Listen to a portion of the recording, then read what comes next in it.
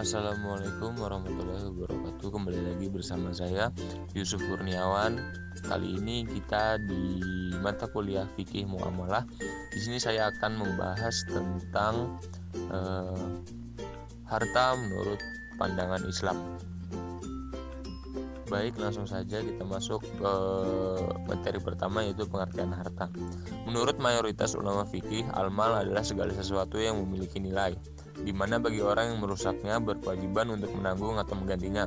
Lebih lanjut, Imam Syafi'i mengatakan al-mal dikhususkan kepada sesuatu yang bernilai dan bisa diperjualbelikan dan memiliki konsekuensi bagi yang merusak.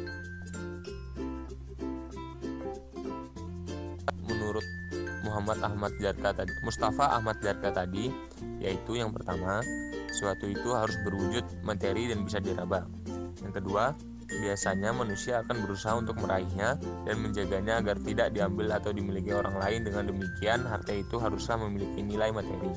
Persyaratan ini, maka yang dikatakan sebagai al-mal adalah segala zat yang dianggap memiliki nilai materi bagi kalangan masyarakat. Pendapat ini secara otomatis menafikan hak dan manfaat untuk masuk dalam berdasarkan kategori harta. Baik, kita masuk ke unsur-unsur harta. Pertama, unsur aniyah. Unsur aniyah ialah bahwa harta itu ada wujudnya dalam kenyataan. Manfaat sebuah rumah yang dipelihara manusia tidak disebut harta, tetapi termasuk milik atau hak. Yang kedua, unsur urf ialah segala sesuatu yang dipandang harta oleh seluruh manusia atau oleh sebagian manusia. Tidaklah manusia memelihara sesuatu kecuali menginginkan manfaatnya, baik manfaat yang bersifat madiyah maupun maknawiyah. Baik, kita lanjutkan ke pembagian harta. Yang pertama, harta mutawakim dan ghair mutawakim. Harta mutawakim ialah semua harta yang mencakup jenis maupun cara memperoleh dan penggunaannya. Misalnya kerbau halal dimakan oleh umat Islam, tetapi kerbau tersebut disembelih tidak sah menurut syara. Harta ghair mutawakim ialah kebalikan dari harta mutawakim, yaitu yakni yang tidak boleh diambil manfaatnya, baik jenisnya, cara memperolehnya maupun cara penggunaannya. Misalnya babi termasuk ghair mutawakim karena jenisnya.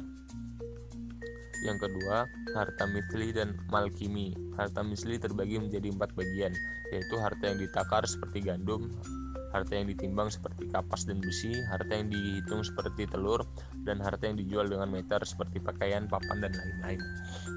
Harta kimi ialah harta yang jenisnya sulit didapatkan di pasar, biasa diperoleh tapi jenisnya berbeda, kecuali dalam nilai harganya.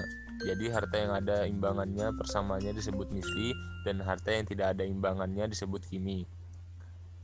Yang ketiga, harta istihlaki dan harta isti'mali. Harta istihlaki ialah suatu benda yang menjadi harta yang secara jelas nyata zatnya dan sekali digunakan habis. Misalnya korek api, bila dibakar maka habislah harta yang berupa tangkai kayunya itu. Harta isti'mali ialah tidak habis sekali guna, tetapi dapat digunakan lama menurut apa adanya, seperti kebun, tempat tidur, pakaian, sepatu, dan lain sebagainya. Keempat, harta mankul dan harta ghairu mankul. Harta mankul ialah harta yang bisa dipindahkan seperti emas, perak, perunggu, pakaian, dan kendaraan, dan lain sebagainya. Harta ghair mankul ialah seperti kebun, rumah, pabrik, sawah, dan lainnya, termasuk harta ghair mankul karena tidak dapat dipindahkan. Yang kelima, harta ain dan harta dain. Harta ain ialah harta yang berbentuk benda seperti rumah, pakaian, beras, jambu, kendaraan, dan lain-lain. Harta ain terbagi menjadi 2, yaitu ain jati dan ain ghair qimah. Harta ain ghair qimah yaitu benda yang tidak dapat dipandang sebagai harta karena tidak memiliki harga, misalnya sebiji beras. Harta dain ialah sesuatu yang berada dalam tanggung jawab, seperti uang yang berada dalam tanggung jawab seseorang. Dalam kaitan ini, ulama Hanafiyah berpendapat bahwa harta tidak dapat dibagi menjadi harta ain dan harta dain, karena harta menurut Hanafiyah ialah sesuatu yang berwujud, maka sesuatu yang tidak berwujud tidaklah dianggap sebagai harta. Misalnya utang tidak dipandang sebagai harta, tetapi utang menurut Hanafiyah adalah wasfi al-dimmah.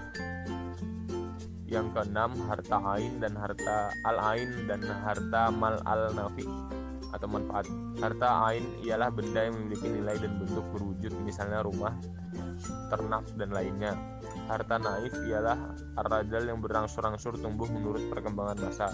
Oleh karena itu, mal al-nafi tidak berwujud dan tidak mungkin disimpan. Syafi'iyah dan Hanabilah berpendapat bahwa harta ain dan harta nafi adalah perbedaan dan manfaat dianggap sebagai harta mutawakim, harta yang dapat diambil manfaatnya, karena manfaat adalah sesuatu yang dimaksud dari pemilikan harta benda. Hanafiyah berpendapat sebaliknya, bahwa manfaat dianggap bukan harta karena manfaat tidak berwujud, tidak mungkin untuk disimpan, maka manfaat tidak termasuk harta, manfaat adalah milik.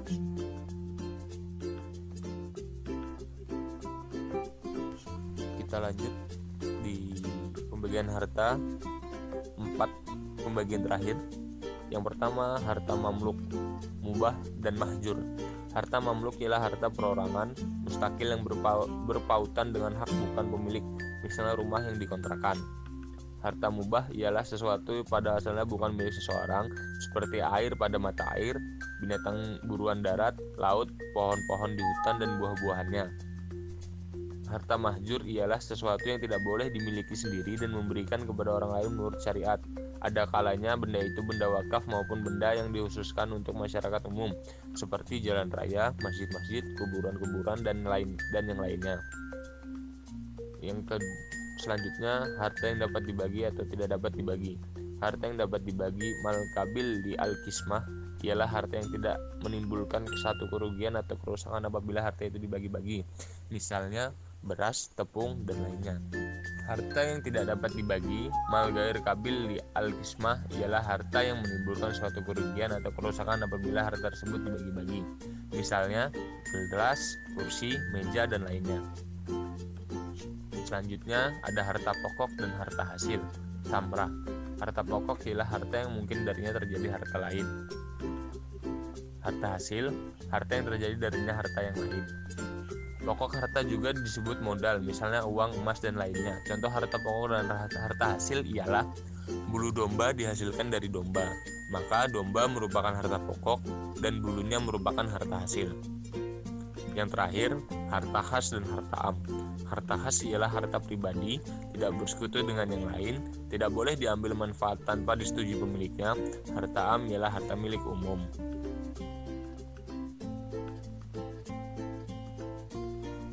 Baik, kita lanjut ke fungsi harta. Fungsi harta bagi manusia sangat banyak. Harta dapat menunjang kegiatan manusia baik dalam kegiatan yang baik maupun yang buruk. Oleh karena itu, manusia selalu berusaha untuk memiliki dan menguasainya, tidak jarang dengan memakai beragam cara yang dilarang syara dan hukum negara, atau ketetapan yang disepakati oleh manusia. Biasanya, memperoleh harta akan berpengaruh terhadap fungsi harta, seperti orang memperoleh harta dengan cara mencuri. Ia memfungsikan harta tersebut untuk kesenangan semata, seperti mabuk, bermain wanita, judi, dan lain-lain. Sebaliknya, orang mencari harta dengan cara yang halal, biasanya memfungsikan hartanya untuk hal-hal yang bermanfaat.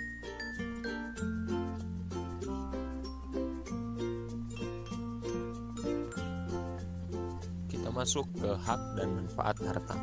Hak adalah sesuatu yang dapat ditetapkan oleh syarat terhadap seseorang untuk diberi kekhususan atau suatu kekuasaan atau sesuatu beban hukum tertentu. Artinya, dengan adanya hak, seseorang memiliki kekuasaan atau kekebalan hukum atas sesuatu yang diakui oleh syara. Pemilik hal tersebut memiliki wewenang atau kuasa penuh atas barang yang telah dibenarkan oleh syara. Terkadang hak itu berhubungan dengan harta, seperti hak kepemilikan atau hak untuk merawat.